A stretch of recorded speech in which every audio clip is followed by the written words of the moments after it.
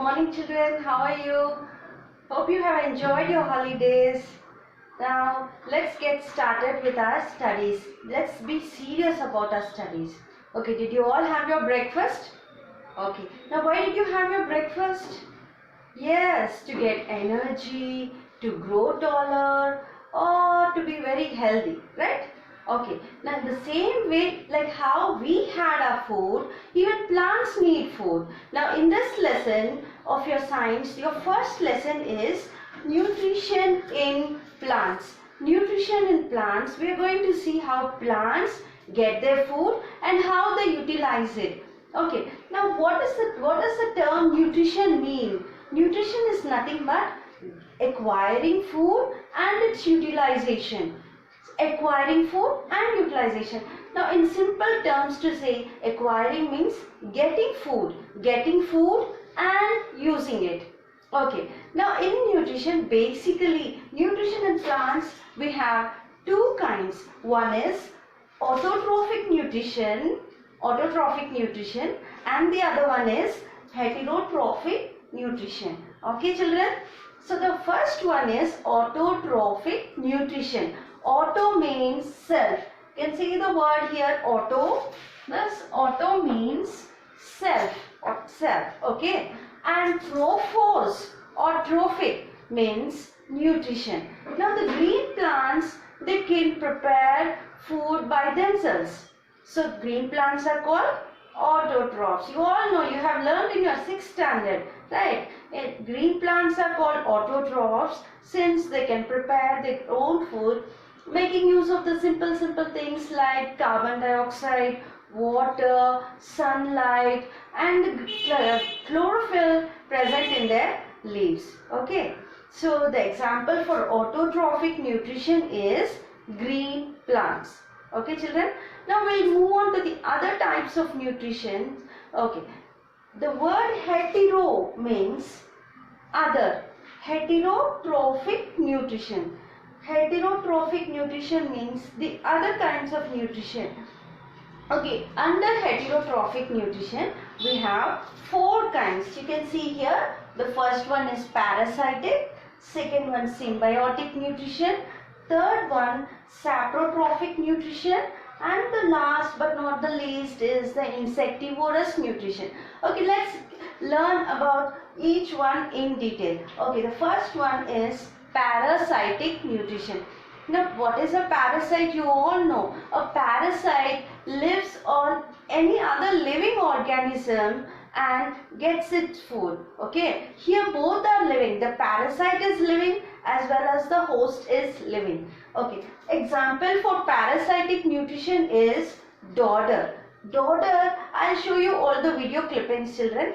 So this dodder is a parasitic plant. It grows on another green plant and then it develops roots into the host plant. Those roots are called haustoria. What are those roots called? Haustoria. So it sends its haustoria into the host plant. The host plant is any green plant and it gets whatever food it requires from the host plant. Okay children. So you have another example for parasitic nutrition, that is the dwarf mistletoe. Okay children, dwarf mistletoe. This dwarf mistletoe also grows on other green plants and derives its nutrition. Right? Okay. Now coming to the next kind of nutrition, that is symbiotic nutrition. Symbiosis. You know what do you mean by the term symbiosis? Symbiosis is a mutual relationship, like both should get benefited. If 2 plants are there, here both the plants should get benefited. Okay, and this for example you have lichens. These lichens, they grow on any other plant. Okay, or any wood. You can see lichens growing on wood or on rocks or something like that. Here lichens is a combination of 2 different organisms. One is the algae and the other one is a fungi. Algae is green in color and fungi is non-green in color. Since algae is green in color, it can prepare its own food. fungi is non-green, so it cannot prepare its food. Now, so they come to an understanding. So you provide me, algae says, okay, you provide me food. The algae says to fungi, you provide me shelter. And the fungi says to algae, you give me food. I'll give you shelter. So there is a mutual understanding between algae and fungi. For example, your friend did not bring erasers, and in your classroom your teacher asked you to draw something, and you have two pencils, you forgot erasers, and your friend has two erasers, he forgot pencils. So what do you say to your friend? What will you tell? You'll say, okay, you give me your eraser, I'll give my pencil to you. Here both are benefited. So that kind of a relationship where both get benefited is called symbiotic relationship. Children, in symbiotic nutrition, we have another example, that is rhizobium. Rhizobium is a bacteria which lives in the root nodules of leguminous plants. Now you might be wondering, what are leguminous plants? Leguminous plants are all the gram plants like red gram, green gram, Bengal gram, and also beans, peas. These are called leguminous plants. And these leguminous plants, they require lots of nitrogen to prepare proteins. Now they cannot take nitrogen from the air. In the air 78% of nitrogen is there, and then they can't absorb directly from the air, but they can absorb directly carbon dioxide, they can absorb oxygen directly from the air, but they cannot absorb nitrogen directly from the air. They have to take nitrogen in the form of nitrates or nitrites from the soil. So this bacteria provides these nitrates and nitrites. Now what does it do? It converts the nitrogen of the air into nitrates of the soil, and it provides the leguminous plants with these nitrates. Now what help does the plant do in return? The plant provides shelter. The bacteria provides nitrates. So mutually both are benefited. So that's the reason why it is called symbiotic nutrition.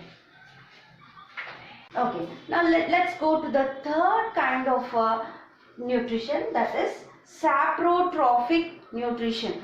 Sapro means dead. What do you mean by the term sapro? Dead. Okay, the saprotrophic nutrition we can see in fungi. We have various kinds of fungi, children. These fungi, they do not have chlorophyll and they are mostly white in color.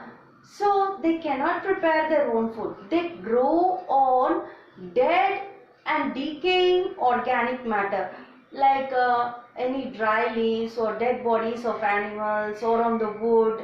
They grow on dead and decaying organic matter. Okay. Now these fungi, they release certain enzymes onto that matter, and they digest that organic matter outside the body, and then they absorb that solution into their body. Did you understand, children? So this fungi, they derive their nutrition from dead and decaying organic matter. Children, don't get confused between parasitic nutrition and saprophytic nutrition, because a parasite derives its food from a living organism, whereas a saprophyte derives its food from dead organic matter. Okay, for example, you have various kinds of fungi. You can tell me one fungi you all know. Mushroom, yeah, right. Mushroom is a kind of fungi, and you have rhizopus, it grows on bread. And now let's go to the last kind of nutrition, that is insectivorous nutrition. See, insectivorous nutrition. See, these insectivorous plants are green in color. You might be thinking that they are non-green. See, if you see this, a parasitic plant is not green. A saprophytic plant is not green. If you see in symbiotic nutrition, fungi are not green. Okay. Whereas insectivorous plants are green in color. But then why do they have to trap insects? The term itself shows you that they eat insects. Okay, insectivorous plants eat insects. Now why do they have to eat insects? When they are green in color, they can prepare their own food. They grow in soils which are very deficient in nitrogen. That means they grow in soils which have very low nitrogen content. So what do they do? To fulfill their nitrogen requirement, they trap insects and they get their food. Okay, now we have various kinds of insectivorous plants. For example, you know the biggest flower. Which is the biggest flower, children? Yeah, it is Rafflesia. Rafflesia catches insects and it eats. Next, you have the Venus flytrap. Even Venus flytrap, it traps small insects or small frogs and it digests that. Next, you have the pitcher plant. Pitcher means a pot. So the leaves are modified into a pot kind of a structure, and when the insect sits on the spot, it slips into the pot, and once it gets into the pot, it gets digested. So now here, children, we have learned different kinds of nutrition. So let's summarize, children. So what did we learn today? We learned basically what is nutrition. The term nutrition means acquiring food and its utilization. Next, we have learned the different kinds of nutrition. The basic kind is the autotrophic nutrition, for example, green plants. Next, you have the other kinds of nutrition called heterotrophic nutrition, and under heterotrophic nutrition we have parasitic nutrition, symbiotic nutrition, saprophytic nutrition, and insectivorous nutrition. Okay, this is all about today, children. Children, we have already sent you the notes for lesson 1. You can read all rather you can learn all the question and answers related to this topic. And I shall continue in the next video. Thank you, children. Bye-bye.